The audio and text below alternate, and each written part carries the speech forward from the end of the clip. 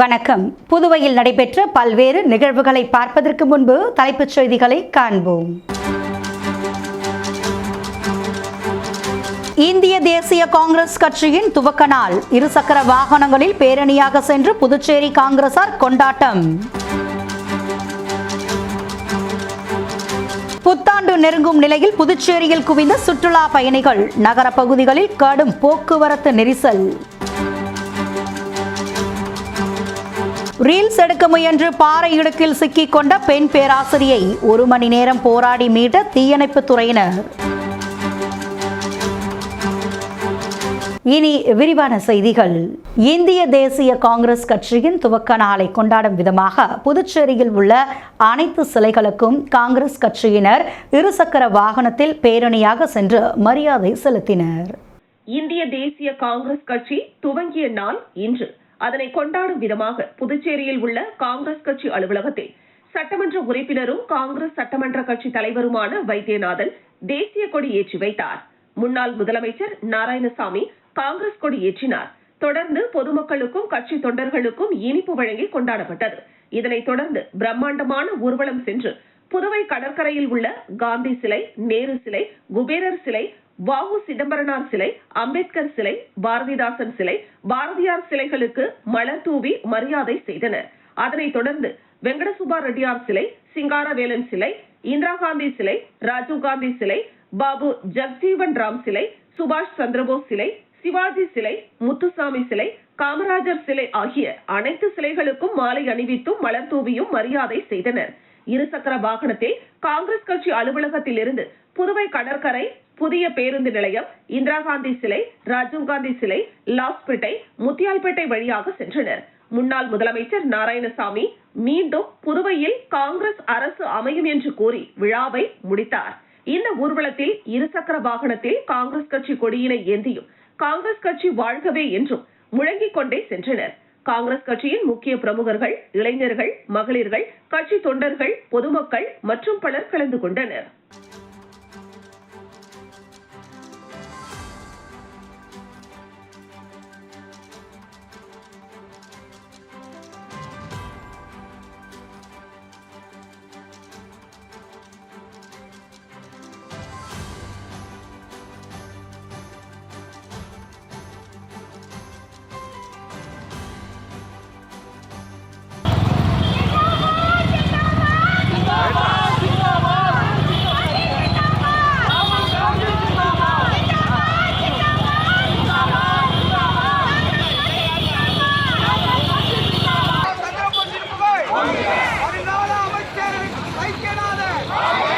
எதிர்காலத்தில் நல்ல பதவிகள் நமக்கு வரும் என்றும் அப்பொழுது மக்களுக்கு தேவையான அனைத்து விதமான உதவிகளும் செய்வேன் என குறிஞ்சி நகரில் நடைபெற்ற மகளிர் குழு கூட்டத்தில் காங்கிரஸ் சட்டமன்ற கட்சி தலைவர் வைத்தியநாதன் உறுதியளித்தார்.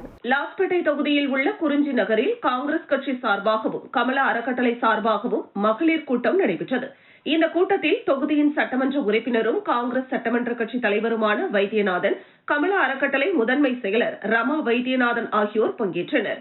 கூட்டத்தில் தொகுதியின் சட்டமன்ற உறுப்பினர் வைத்தியநாதன் சிறப்புரையாற்றி பேசுகையில், மக்களுக்கு என்னால் முடிந்த அளவு பணி செய்துள்ளேன். இன்னும் பல பணிகளை செய்வேன்.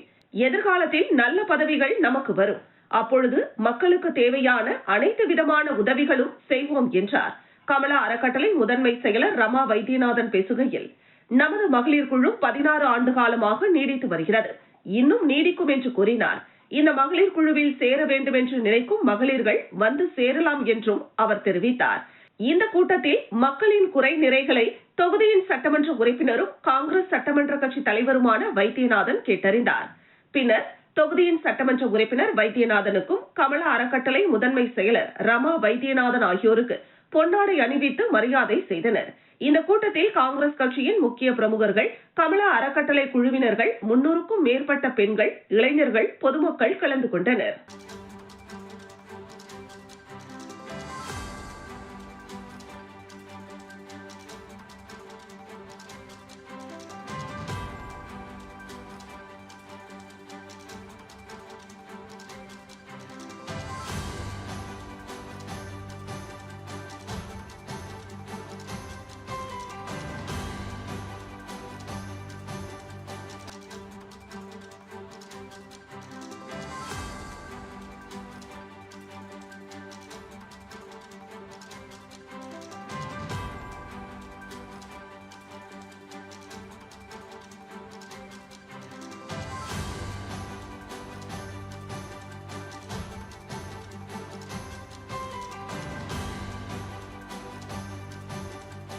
வில்லியனூரில் பிரசித்தி பெற்ற ஸ்ரீ பெருந்தேவி தாயார் சமேத தென்கலை ஸ்ரீ வரதராஜ பெருமாள் தேவஸ்தானத்தில் ஸ்ரீ வைகுண்ட ஏகாதேசியை முன்னிட்டு பகல் 10 உற்சவத்தின் 8வது நாளில் வில்லியனூர் காவல் நிலையத்தின் சார்பில் உற்சவ நிகழ்ச்சி சிறப்பாக நடைபெற்றது. புதுச்சேரி மாநிலம் வில்லியனூரில் அமைந்துள்ள பிரசித்தி பெற்ற ஸ்ரீ பெருந்தேவி தாயார் சமேத தென்கலை ஸ்ரீ வரதராஜ பெருமாள் தேவஸ்தானத்தில் ஸ்ரீ வைகுண்ட ஏகாதேசியை முன்னிட்டு தொடர்ந்து 10 நாட்கள் நடைபெறுகின்ற பகல் 10 உற்சவத்தில் 8வது நாளில் உற்சவதாரர்களான வில்லியனூர் காவல் நிலையத்தின் சார்பில் ஸ்ரீ வரதராஜ பெருமாளுக்கு சிறப்பு அபிஷேக ஆராதனை செய்து பூக்களால் அலங்கரித்து தேவஸ்தானத்தை சுற்றி உலா வந்து பக்தர்களுக்கு காட்சியளித்தார். தொடர்ந்து ஸ்ரீ பெருந்தேவி தாயார் சமேத தென்கலை ஸ்ரீ வரதராஜ பெருமாள் சுவாமிக்கு சிறப்பு அபிஷேக ஆராதனை செய்து ஆலயத்தில் பக்தர்களுக்கு பிரசாதம் வழங்கப்பட்டது. இந்த ஏகாதேசி உற்சவத்தில் வில்லியனூர் காவல் நிலைய அதிகாரிகள், காவல் நிலைய காவலர்கள், ஆலயத்தின் சிறப்பு அதிகாரி, ஆலயத்தின் நிர்வாக குழுவினர், பக்தர்கள் என ஏராளமானோர் கலந்து கொண்டு சுவாமி தரிசனம் செய்தனர். தொடர்ந்து தேவஸ்தானத்தின் நிர்வாகத்தினர் சார்பில் 8வது பகல் 10 உற்சவத்தில் கலந்து கொண்ட வில்லியனூர் காவல் நிலையத்தில் பணிபுரியும் காவல் அதிகாரிகள் மற்றும் காவலர்களுக்கு பிரசாதம் வழங்கி சிறப்பு செய்யப்பட்டது. இவ்விழாவில் பொதுமக்கள் ஏராளமானோர் கலந்து கொண்டு சுவாமி தரிசனம் செய்தனர். லாசுப்பேட்டை தொகுதி பெத்திசெட்டிப்பேட்டை கமலா அறக்கட்டளை குழு கூட்டத்தில் காங்கிரஸ் சட்டமன்ற கட்சித் தலைவர் வைத்தியநாதன் பங்கேற்று மகளிர் குழு திட்டங்கள் குறித்து ஆலோசனை வழங்கினார். லாஸ்பேட்டை தொகுதியின் பெத்திசெட்டிப்பேட்டை பகுதியில் கமலா அறக்கட்டளை குழு சார்பாக மகளிர் குழு ஆலோசனை கூட்டம் நடைபெற்றது. இந்த கூட்டத்திற்கு கமலா அறக்கட்டளை முதன்மை செயலர் ரமா வைத்தியநாதன் தலைமை தாங்கினார். இந்த குழு கூட்டத்தில் காங்கிரஸ் சட்டமன்ற கட்சி தலைவரும் லாஸ்பேட்டை தொகுதியின் சட்டமன்ற உறுப்பினருமான வைத்தியநாதன் சிறப்பு விருந்தினராக கலந்து கொண்டு மகளிர் குழு திட்டங்கள் குறித்து ஆலோசனைகளை வழங்கினார். இந்த நிகழ்ச்சியில் தொகுதியின் சட்டமன்ற உறுப்பினரும் காங்கிரஸ் சட்டமன்ற கட்சி தலைவருமான வைத்தியநாதன் மற்றும் கமலா அறக்கட்டளை முதன்மை செயலர் ரமா வைத்தியநாதன் ஆகியோருக்கு பொன்னாடை அணிவித்து மகளிர் குழு நிர்வாகிகள் மரியாதை செய்தனர்.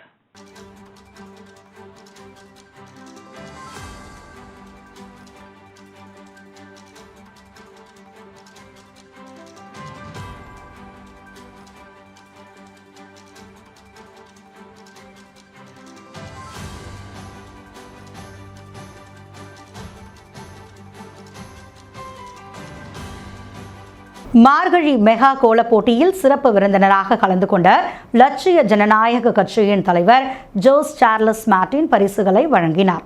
புதுச்சேரி கடற்கரை சாலையில் தினமலர் மற்றும் சுற்றுலாத்துறை இணைந்து நடத்திய மார்கழி மாத மெகா கோல போட்டியில் லட்சிய ஜனநாயக கட்சி தலைவர் ஜோஸ் சார்லஸ் மார்டின் சிறப்பு விருந்தினராக கலந்து கொண்டார். இந்த போட்டியில் புள்ளி கோலம், ரங்கோலி, டிசைன் கோலம் என 3 பிரிவுகளில் ஆயிரக்கணக்கான பெண்கள் கலந்து கொண்டு கடற்கரை சாலை முழுவதும் வண்ணமயமான கோலங்களை வரைந்து தங்களது திறமைகளை வெளிப்படுத்தினர். லட்சிய ஜனநாயக கட்சி சார்பில் கோல போட்டியில் முதலிடம் பிடித்த 3 பேருக்கு டபுள் டோர் ஃபிரிட்ஜ் பரிசாக வழங்கப்பட்டது. மேலும் போட்டியில் பங்கேற்ற 1250 பேருக்கு அரிசி, உளுந்து, துவரம்பருப்பு, பாசிப்பருப்பு உள்ளிட்ட 15 அத்தியாவசிய பொருட்கள் அடங்கிய மளிகை தொகுப்புகளை ஜோஸ் சார்லஸ் மார்டின் வழங்கினார். இந்த பரிசளிப்பு விழாவில் பொதுப்பணித்துறை அமைச்சர் லட்சுமி நாராயணன் கலந்து கொண்டார். இதனைத் தொடர்ந்து புதுச்சேரி வில்லியனூர் தொகுதி மக்களுக்கான 2026ஆம் ஆண்டிற்கான நாட்காட்டி வழங்கும் நிகழ்ச்சி லட்சிய ஜனநாயக கட்சி பொதுச் செயலாளர் ரமேஷ் ஏற்பாட்டில் நடைபெற்றது. இந்த நிகழ்ச்சியில் பங்கேற்ற லட்சிய ஜனநாயக கட்சி தலைவர் ஜோஸ் சார்லஸ் மார்டின் பொதுமக்களுக்கு 2026ஆம் ஆண்டிற்கான நாட்காட்டி மற்றும் 1 கிலோ சர்க்கரையையும் வழங்கினார்.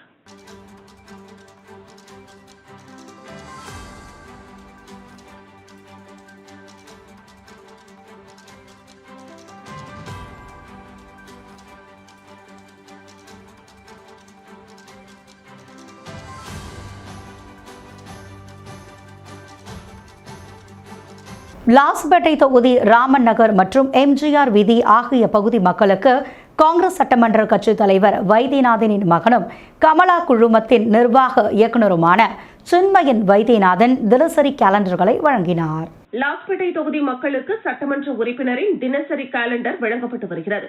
இதன் ஒரு பகுதியாக இன்று ராமன் நகர் மற்றும் எம்ஜிஆர் வீதி ஆகிய பகுதிகளுக்கு காங்கிரஸ் சட்டமன்ற கட்சி தலைவரும் லாஸ்பேட்டை தொகுதியின் சட்டமன்ற உறுப்பினருமான வைத்தியநாதனின் மகனும் கமலா குழுமத்தின் நிர்வாக இயக்குநருமான சின்மயன் வைத்தியநாதன் தினசரி கேலண்டர்களை வழங்கினார். அப்பகுதி பொறுப்பாளர்கள், காங்கிரஸ் கட்சி நிர்வாகிகள், கமலா அறக்கட்டளை நிர்வாகிகள் மற்றும் சட்டமன்ற உறுப்பினரின் விசுவாசிகள் நிகழ்ச்சியில் கலந்து கொண்டனர்.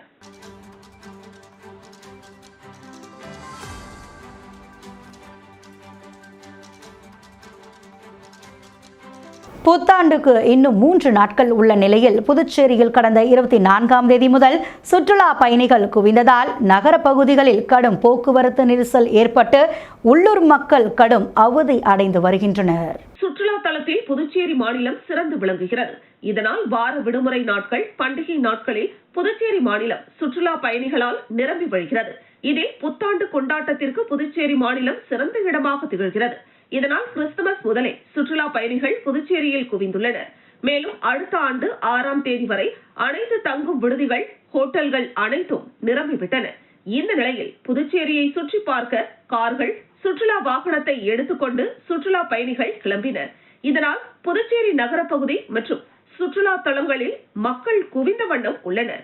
இதனால் நகரின் பல்வேறு பகுதிகளில் போக்குவரத்து நெரிசல் ஏற்பட்டு வருகிறது. குறிப்பாக நேற்று காலை முதல் இரவு வரை ராஜீவ்காந்தி சதுக்கம், இந்திரா காந்தி சதுக்கம், மரப்பாலம் சந்திப்பு, சுப்பையா சிலை, அண்ணா சாலை, காமராஜர் சாலை, கிழக்கு கடற்கரை சாலை உள்ளிட்ட பல்வேறு முக்கிய சாலையில் சுற்றுலா பயணிகளின் வாகனங்களால் கடுமையான போக்குவரத்து நெரிசல் ஏற்பட்டது. மேலும் இந்திரா காந்தி சதுக்கத்திலிருந்து ராஜீவ்காந்தி சதுக்கத்திற்கு வாகனங்கள் ஆமை வேகத்தில் நகர்ந்து சென்றன. இதில் பல்வேறு சாலைகளில் இருபுறமும் வாகனங்கள் நிறுத்தப்பட்டிருந்ததால் போக்குவரத்து நெரிசல் ஏற்பட்டது. காவல்துறையினர் முக்கியமான சந்திப்புகளில் பணியில் இருந்தும் போக்குவரத்து நெரிசலை சரி செய்ய முடியாமல் திண்டாடினர். லாசுப்பேட்டை குறிஞ்சி நகர் பகுதிகளில் உள்ள மக்களுக்கு காங்கிரஸ் சட்டமன்ற கட்சியின் தலைவர் வைத்தியநாதனின் மகனும் கமலா குழுமத்தின் நிர்வாக இயக்குநருமான சின்மயன் வைத்தியநாதன் தினசரி கேலண்டர்களை வழங்கினார். எதிர்வரும் 2026ஆம் ஆண்டு புத்தாண்டை வரவேற்று பொதுமக்களுக்கு புத்தாண்டு வாழ்த்துக்களை தெரிவிக்கும் வகையில் லாஸ்பேட்டை தொகுதி மக்களுக்கு சட்டமன்ற உறுப்பினரின் தினசரி கேலண்டர் வழங்கப்பட்டு வருகிறது. அதன் ஒரு பகுதியாக இன்று குறிஞ்சி நகர் பகுதிகளான கற்பக விநாயகர் கோவில் தெரு, MOH வீதி, அன்னை இந்திரா வீதி, மிடில் ஸ்ட்ரீட் ஆகிய பகுதிகளுக்கு காங்கிரஸ் சட்டமன்ற கட்சி தலைவரும் லாஸ்பேட்டை தொகுதியின் சட்டமன்ற உறுப்பினருமான வைத்தியநாதனின் மகனும் கமலா குழுமத்தின் நிர்வாக இயக்குநருமான சின்மயன் வைத்தியநாதன் தினசரி கேலண்டர்களை வழங்கினார். அப்பகுதி பொறுப்பாளர்கள், காங்கிரஸ் கட்சி நிர்வாகிகள், கமலா அறக்கட்டளை நிர்வாகிகள் மற்றும் சட்டமன்ற உறுப்பினரின் ஆதரவாளர்கள் நிகழ்ச்சியில் கலந்து கொண்டனர்.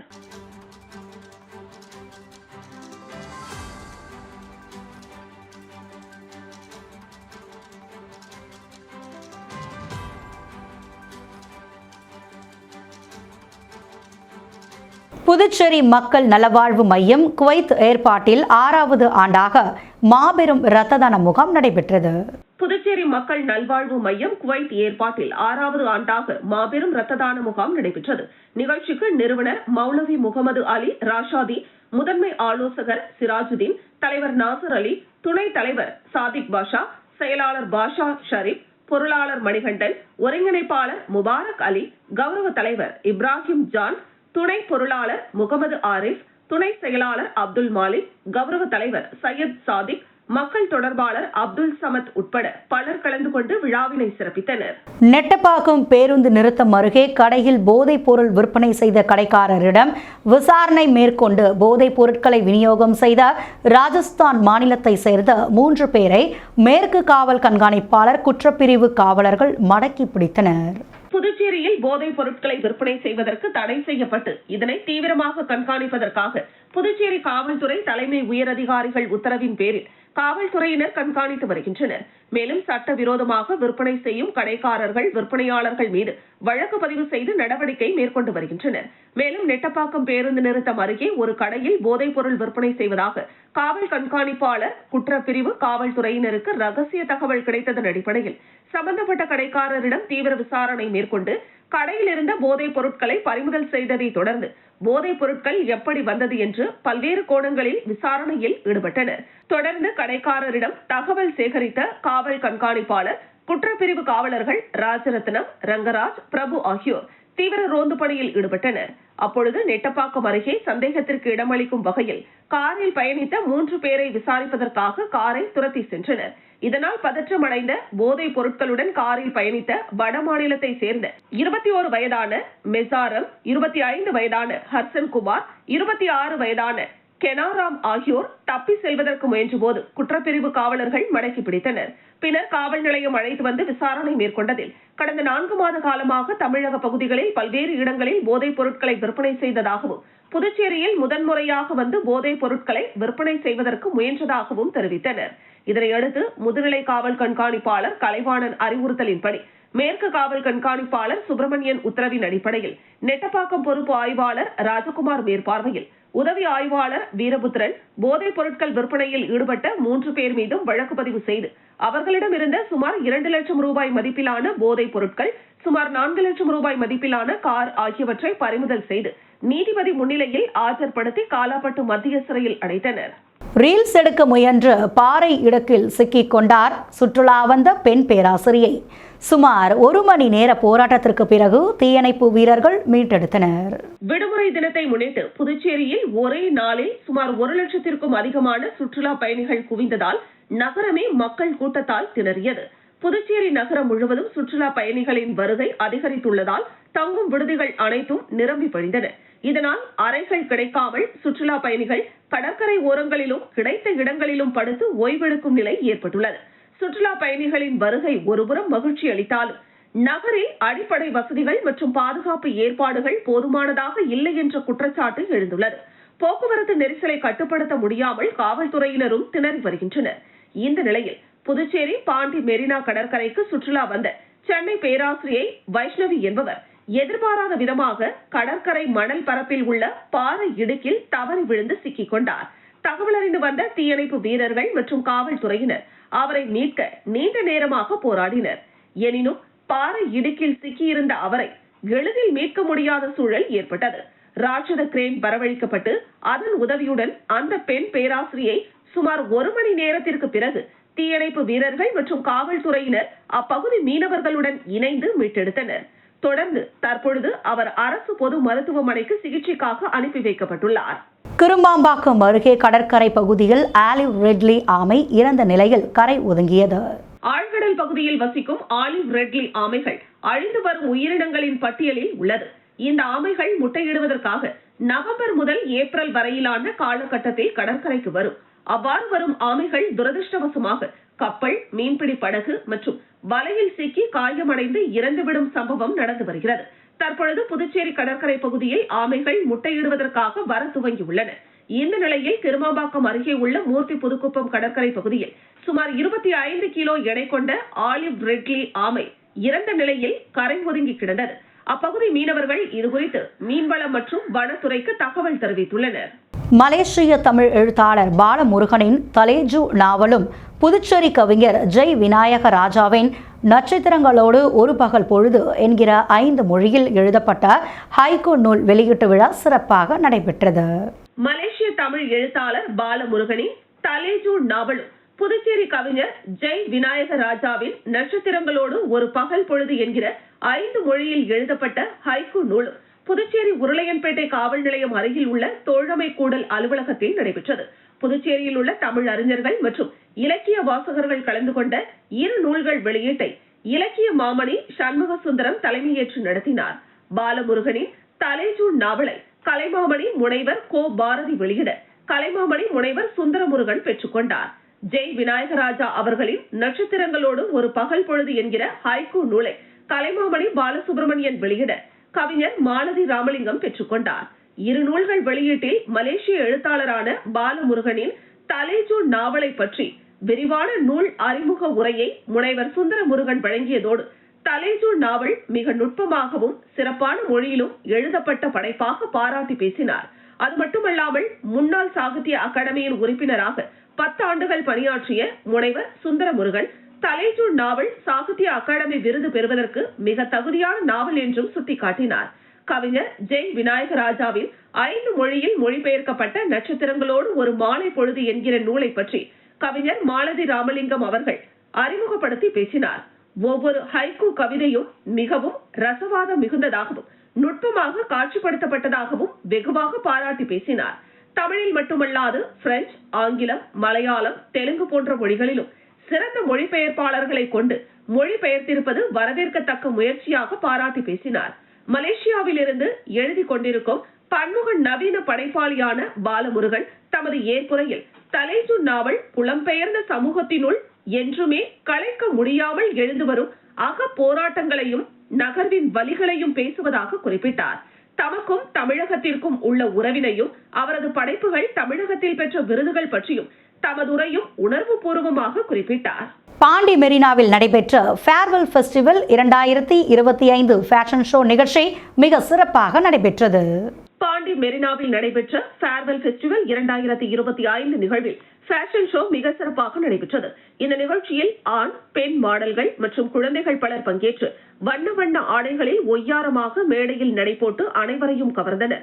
இந்த ஆடை அலங்கார நிகழ்ச்சியை காண சுற்றுலா பயணிகள் மற்றும் பொதுமக்கள் பெருமளவில் திரண்டனர். அனைவரும் ரசித்து மகிழும் வகையில் நிகழ்ச்சி மிக சிறப்பாக அமைந்திருந்தது.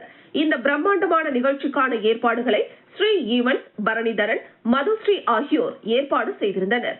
இந்த நிகழ்ச்சிக்கு எஸ் மீடியா சேனல் மீடியா பார்ட்னராக இருந்து செயல்பட்டது குறிப்பிடத்தக்கது. முத்தியால்பேட்டை தொகுதியில் 96 லட்சம் ரூபாய் மதிப்பீட்டிலான சாலை அமைக்கும் பணிகளை சட்டமன்ற உறுப்பினர் பிரகாஷ்குமார் பூமி பூஜை செய்து துவங்கி வைத்தார். முத்தியால்பேட்டை தொகுதி திருவள்ளுவர் நகர் பகுதியில் பாரதி வீதி, ஆனந்தாயின் முதல் துலுக்கானத்தம்மன் கோவில் வரை உள்ள பழுதடைந்த சிமெண்ட் சாலையை மேம்படுத்தும் விதமாக ஆதிதிராவிடர் நலத்துறை 2024-2025 ஆண்டு மேம்பாட்டு நிதியிலிருந்து 76 லட்சம் ரூபாய் மதிப்பீட்டில் புதிய கழிவுநீர் வாய்க்காலுடன் கூடிய சிமெண்ட் சாலை அமைப்பதற்கான பூமி பூஜையும், ஆதிதிராவிடர் நலத்துறை நிதியிலிருந்து 20 லட்சம் ரூபாய் நிதி பெற்று திருவள்ளுவர் நகர் செட்டிக்குளம் வீதிக்கு கழிவுநீர் வாய்க்காலுடன் கூடிய புதிய சிமெண்ட் சாலை அமைப்பதற்கான பூமி பூஜையும் முத்தியால்பேட்டை தொகுதி சட்டமன்ற உறுப்பினர் பிரகாஷ்குமார் கலந்து கொண்டு பூமி பூஜை செய்து பணியை தொடங்கி வைத்தார். இந்த நிகழ்ச்சியில் புதுச்சேரி நகராட்சி ஆணையர் கந்தசாமி, செயற்பொறியாளர் சிவபாலன், உதவி பொறியாளர் பழனிராஜா, இளநிலை பொறியாளர் சிவசுப்பிரமணியம், ஆதிதிராவிடர் நலத்துறை இயக்குனர் அர்ஜுன் ராமகிருஷ்ணன், துறை மேலாண் இயக்குனர் ராதாகிருஷ்ணன், செயற்பொறியாளர் விக்டோரியா, இளநிலை பொறியாளர் கார்த்திக், திருவள்ளுவர் நகர் ஊர் பொதுமக்கள், சட்டமன்ற உறுப்பினரின் ஆதரவாளர்கள், என்ஆர் காங்கிரஸ் நிர்வாகிகள், உறுப்பினர்கள், ஊர் பொதுமக்கள், துலுக்கானத்தம்மன் கோவில் நிர்வாகிகள் திரளாக கலந்து கொண்டு நிகழ்ச்சியை சிறப்பித்தனர். மீண்டும் தலைப்புச் செய்திகள். இந்திய தேசிய காங்கிரஸ் கட்சியின் துவக்க நாள். இருசக்கர வாகனங்களில் பேரணியாக சென்று புதுச்சேரி காங்கிரசார் கொண்டாட்டம். புத்தாண்டு நெருங்கும் நிலையில் புதுச்சேரியில் குவிந்த சுற்றுலா பயணிகள். நகர பகுதிகளில் கடும் போக்குவரத்து நெரிசல். ரீல்ஸ் எடுக்க முயன்று பாறை இடுக்கில் சிக்கிக் கொண்ட பெண் பேராசிரியை 1 மணி நேரம் போராடி மீட்ட தீயணைப்பு துறையினர். இத்துடன் செய்திகள் நிறைவடைந்தன. உங்களிடமிருந்து விடைபெறுவது இந்துமதி வீரப்பன். செய்திகளை உடனுக்குடன் தெரிந்து கொள்ள கமலா தொலைக்காட்சியின் சமூக வலைதளத்தை பின்பற்றவும். நன்றி, வணக்கம்.